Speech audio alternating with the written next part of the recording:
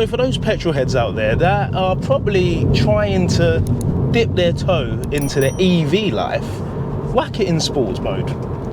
Little flick down here, we go through the drive modes, which are green plus, green, mid and sport. And when in sport, wait for the road to open up just a tad and give it a little squeeze. And I kid you not, that instant torque, which is so instant, excuse the reuse of the word instant,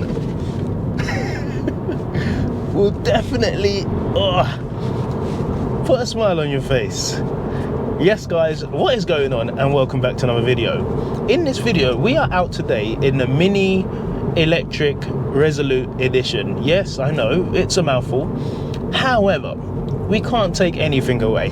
We love a Mini. Those of you that are old school guys, you know that the Italian job, loads of heritage with this. Although I'm quite sure the guy who probably invented Mini never assumed that one day it would get rid of an engine and go to something like this. So I've had the Mini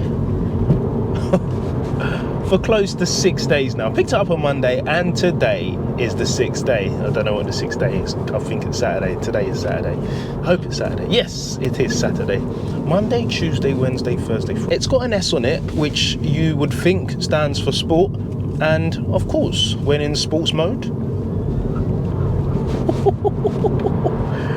it definitely moves. It's got around 180 horsepower and 270 newton meters of torque, which you can definitely feel. And any petrol head that wants to dip their toe or just have a little taste, that's the first thing you got to do. Press the sports button and see how it feels. And don't get me wrong, it cannot replace the sound and that whole experience of owning a combustion engine car.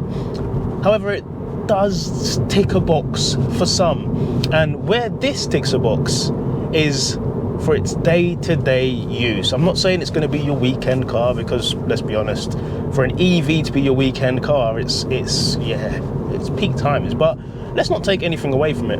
Now, if you're watching this and you're a petrol head, I'm sure growing up you had a remote control car at some point, which means you were driving EVs before EVs were born, mate. And I'll tell you something, when you flick this button into sport and you press the accelerator,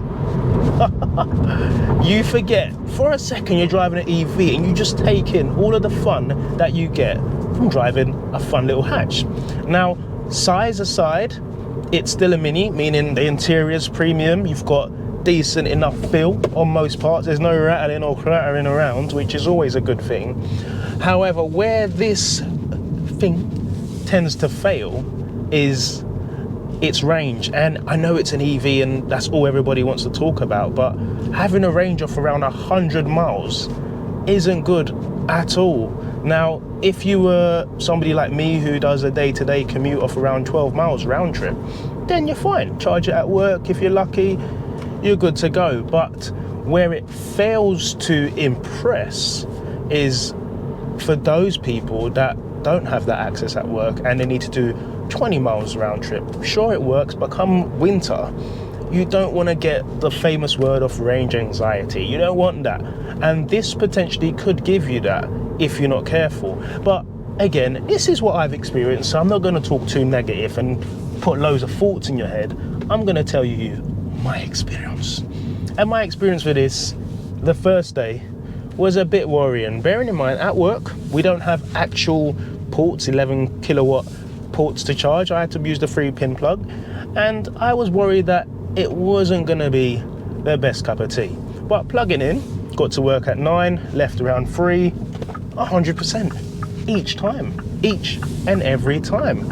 And as I was saying, this day-to-day is plenty of fun.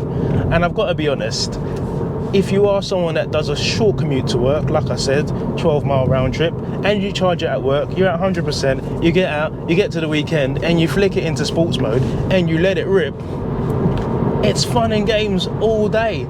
And at certain times, you forget even that you're driving an EV. And I keep saying that simply for the reason that I know there's no sound, and I will notice that, but the fun you get gets rid of that whole thing, oh, I don't want to drive EV, or 2030's coming.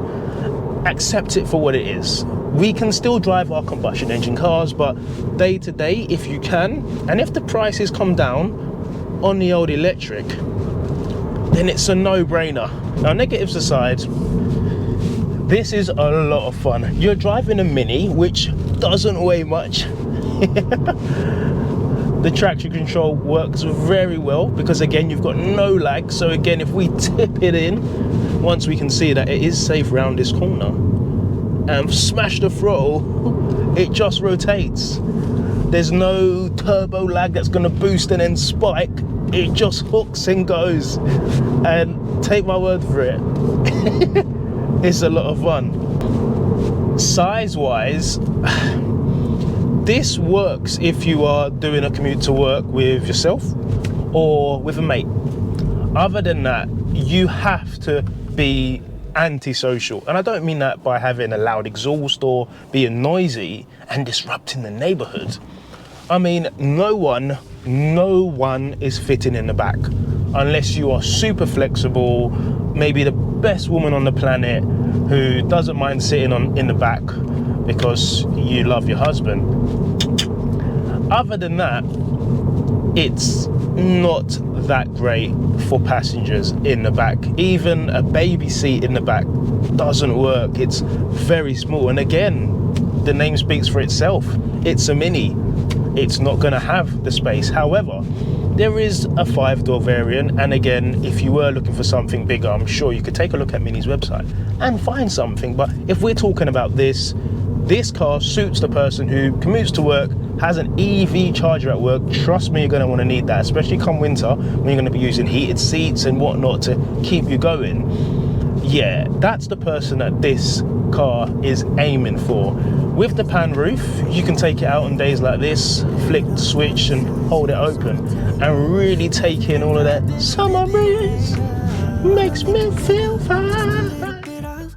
So overall, as a package, I've got to say, you can't go wrong with a Mini. The short form factor, it's a no-brainer. This Rebel Green, again, is exclusive to the Resolute Edition, meaning you also have to get these Go Faster stripes. I'm not sure how keen you are on them, and as you can see over here, it's got the little Resolute down there. But as a package, with the Rebel Green, the bronze accents, and the white roof, it's a great looking spec. Something to note as well is that there's 2 options for the wheels, but these are definitely the wheels you want. The other wheels, I believe they're like a 3-pin plug design, which kind of doesn't make sense because you definitely don't want to charge this on a 3-pin plug all the time. But overall, 17-inch wheels definitely work well. Now, as I mentioned several times, the biggest qualm with this is the range. If I said to you, you can only get 95 miles out of a full charge, you're going to think I'd rather walk, mate. But if you think about it, if you are looking at this video and if you are watching this video, that means you are interested in the whole EV thing. And by then you've probably looked at factors such as, can I fit an electrical charging port at home? Have I got the solution to charge it at work if you work away from home? All of these things come into play. Now, time and time again, I've mentioned the range, but if you were looking at something like this and you can do a short commute to work Monday to Friday and you've got charging solution, why not? The biggest qualm for this is probably the size, more so than the range, because again, you can charge when you get to work. So if I was looking for a 3-door electric car that's got loads of fun, good build quality, look no further than the Mini Electric. But guys, if you have found this video helpful, please smash the thumbs up button, subscribe if you're new to the channel, and I will see you all in the next one. Take care and God bless.